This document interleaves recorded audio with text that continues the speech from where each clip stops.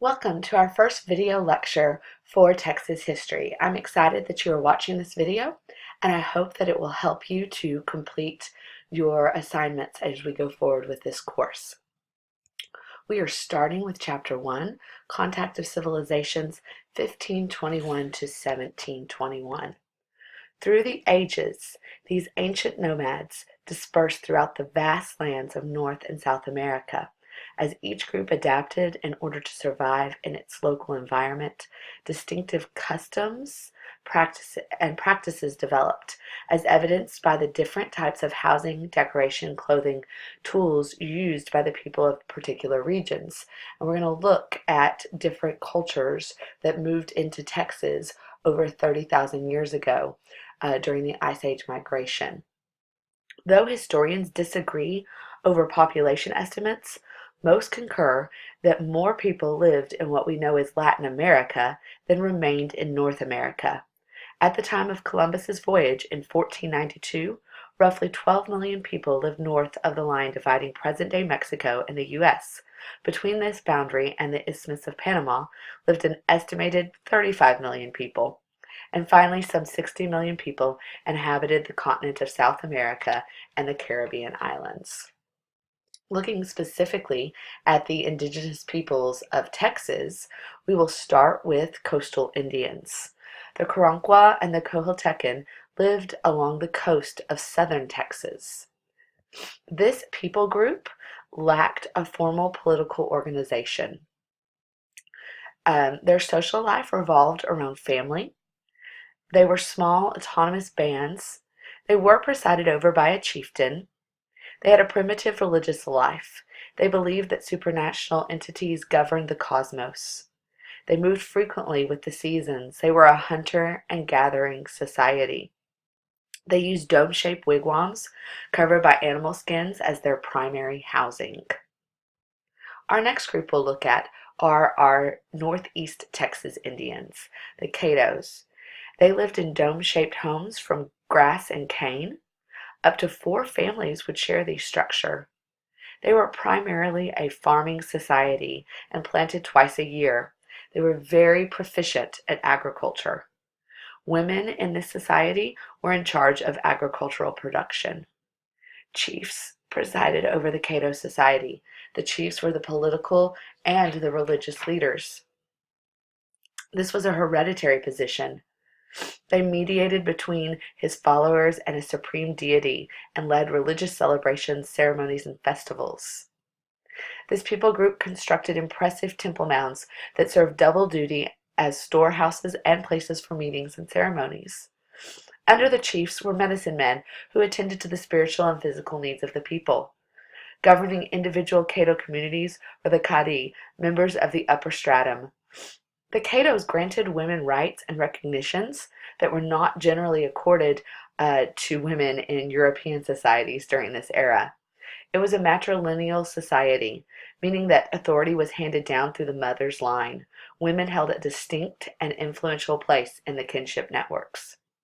Women influenced individuals' economic, political, and social standing, and women's presence among visiting Indian delegations symbolized peace. Their absence from such teams conveyed hostility. Caddos were also hunters and traders, eventually serving as a hub for those bringing goods from as far away as New Mexico, northern Mexico, and the Mississippi Valley. The next group of Indians, the Jumano, we actually know very little about this tribe and their culture. We do know that there were bands that were sedentary, and there were nomadic Jumanos. Europeans use the word Jumano synonymously with trader, and we'll see them throughout the chapter that you're reading as traders and liaisons between both the Spanish and the French, and the Spanish and other Native American tribes. Our last group that we'll look at in the chapter is the Plains Indian, the Apache, the Comanche, the Wichitas, and the Tonkawas. They did not originate in Texas, and they were not there in pre-Columbian times. But several forces led the Plains Indians towards Texas. Mounted warfare caused some groups to take refuge in Texas. All four tribes depended on the buffalo for almost all their essential items: their food, shelter, clothing, weapons, and tools. There was no pan-tribal political structure. Families formed the basic social foundation. Groups of families under a chief formed a social structure. These people were fiercely independent. They had individual relationships with deities, and shamans exerted no great authority among the wanderers of the plains.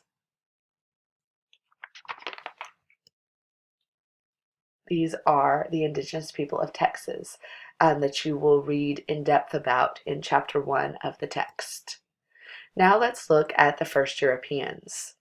Just as the atmosphere of the 15th century Spain helped to mold the ruthless nature of their exploring Spaniards, so too did it shape their desire to find riches and amass fortunes.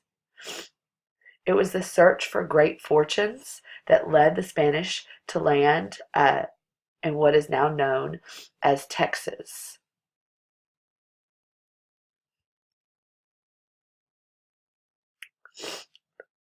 In 1528, Panfilo de Narvaez landed in Florida.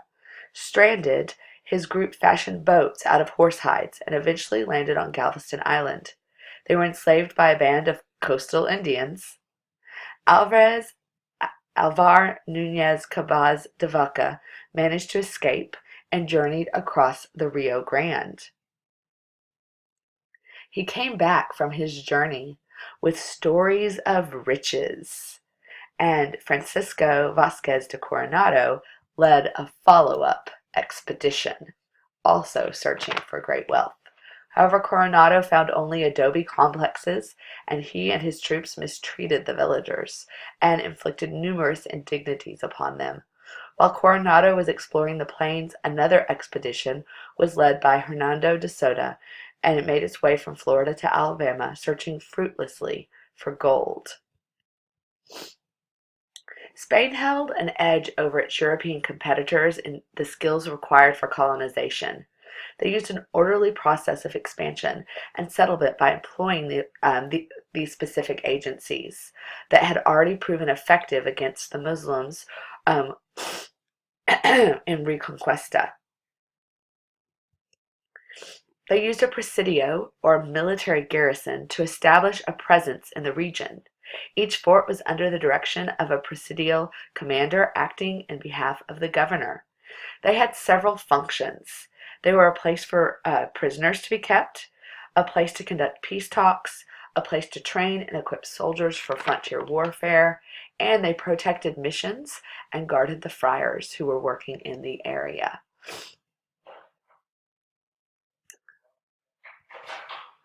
The mission was also extremely important in the colonization and settling of the Texas area.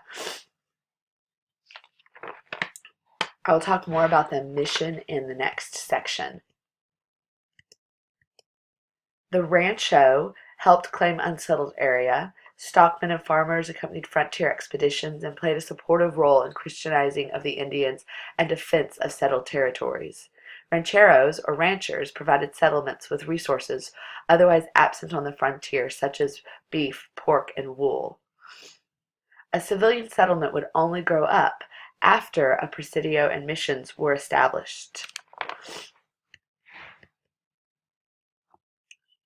Spanish explorers brought ideas that they had been used during the Reconquista of the Iberian Peninsula. Priests of different Catholic religious orders staffed the missions, performing various functions relative to exploration and conquest and Christianization. Missionaries sought to convert the Indians to Catholicism, establish friendly relations with hostile tribes, and by their fortified presence at the mission, assist in retaining conquered territories for the crown. In order to Europeanize new lands, the Spaniards also used the civilian settlement, another institution employed during the Reconquista, to hold recently conquered territory. They developed extensive laws governing the locations, layout, and defense of urban outposts. The town plat was square and included one or more rectangular plazas, the main one consisting of the town center with outlying streets crossing one another at right angles. east side of the central plaza was designated for the church edifices, the west side for government and public buildings. Incorporation would involve transplanting the attributes of Spanish civilization to the frontier and ensuring the defense of the region from foreign threats by linking it to social and political systems in the interior of Spain. All right, you guys, I hope that video either brought together some of the information that you learned while you read Chapter 1, or if you watched it first, I hope that it will help introduce Chapter 1 to you before you begin your first assignment, which is a short writing assignment. You'll have 5 questions that you need to answer with 100 to 250 words each, and it will be submitted through a Turnitin assignment.